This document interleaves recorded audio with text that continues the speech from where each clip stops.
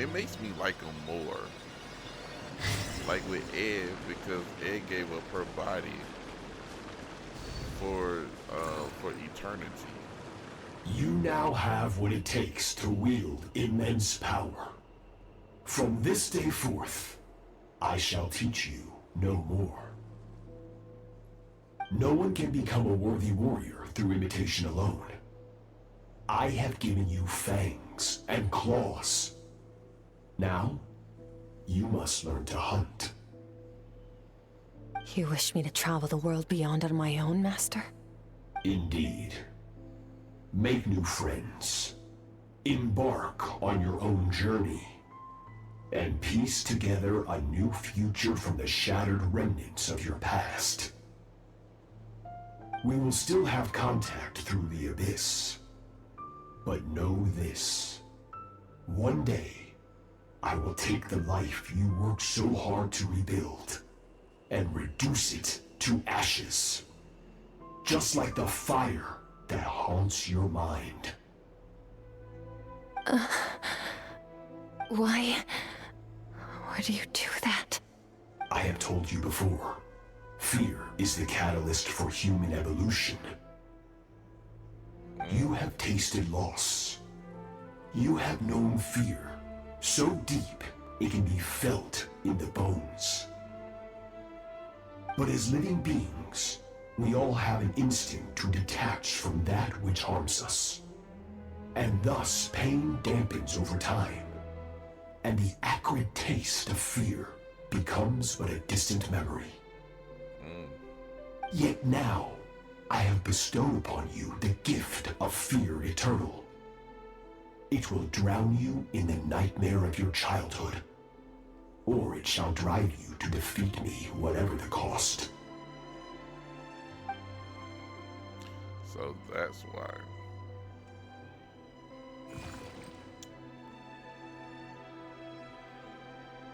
That is what Skirk's master, the foul Sertologi, looked like at one point in time.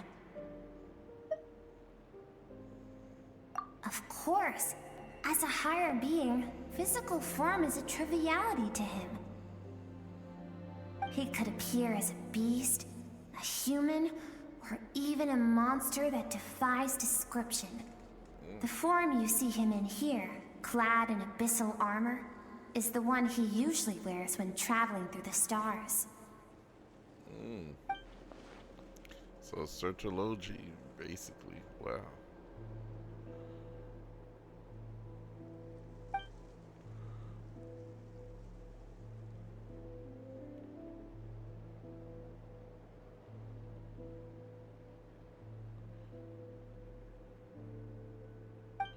For certain reasons, I need to bridge the power gap between me and my master as quickly as possible. But first, I need to understand the source of his strength.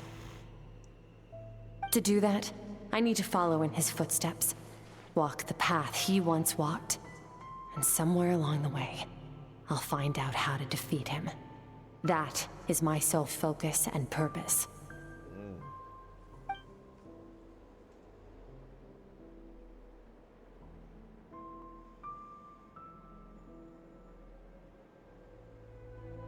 I'll let you in on a little secret.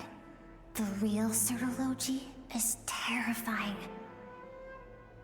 The scope of his power is impossible to understand until you experience it firsthand. It is absolute, the power to crush all things. Damn. Shall we keep going? I'm even scared of Sertologi. We're about halfway there. Sertologi's got me scared. Oh wow.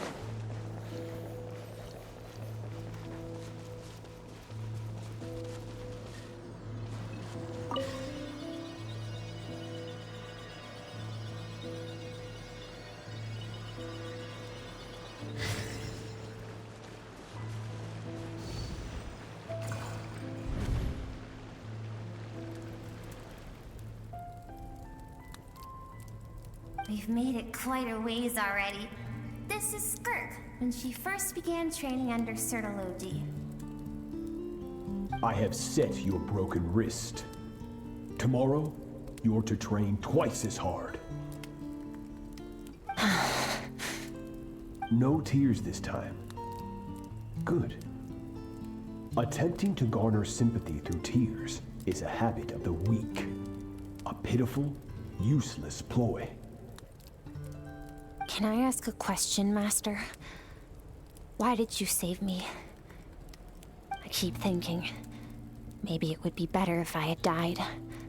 I wouldn't be haunted by that fire all the time. I wouldn't have to go on like this. I saved you because I have a plan for you. It has been too long since I fought a battle that demanded my full strength, and I hunger for it.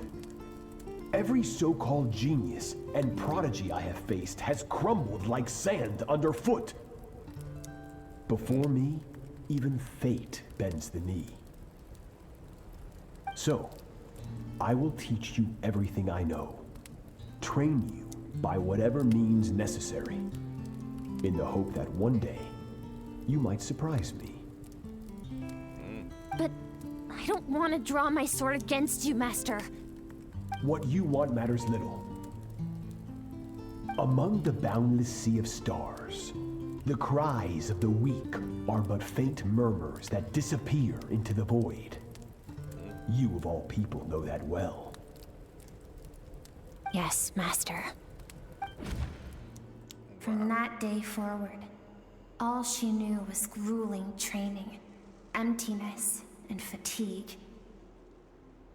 After some time, her talent bloomed, and she gained control over her emotions, like her master.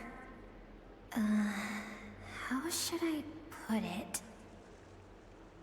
It was not that human emotion disappeared from her heart, but that reason came to dictate all she was allowed to feel. I suppose it was at this point that she became the Skirk you know today.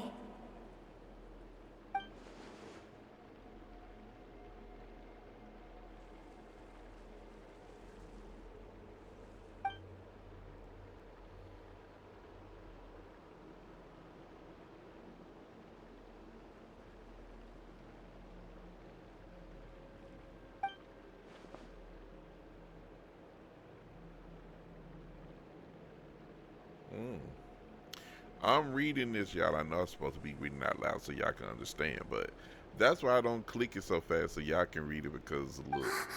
We're nearly there. I almost don't want to reach the end. Well, shall we? This is the final stretch.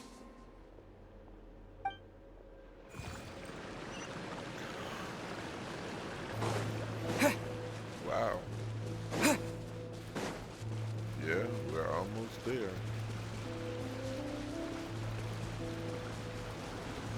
We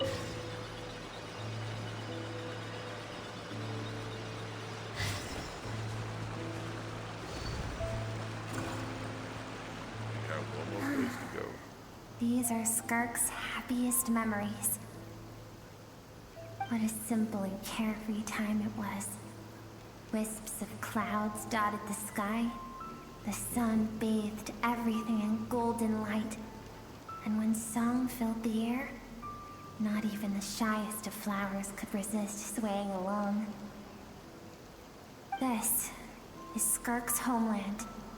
She was so curious about everything as a child, always skipping school to go exploring instead. Yeah, that's what she said. There was so much to discover. The treasures at the bottom of the sea, the secrets beyond the stars, and that merchant ship packed with adults wearing those strange clothes. Yes, the ship. That was the beginning of the end. It was a spaceship. When it arrived, the people that disembarked wore smiles on their faces and spoke of friendship. They claimed to be merchants from a neighboring planet, looking to establish trade. Skirk's parents, her relatives, her neighbors, Everyone welcomed the newcomers with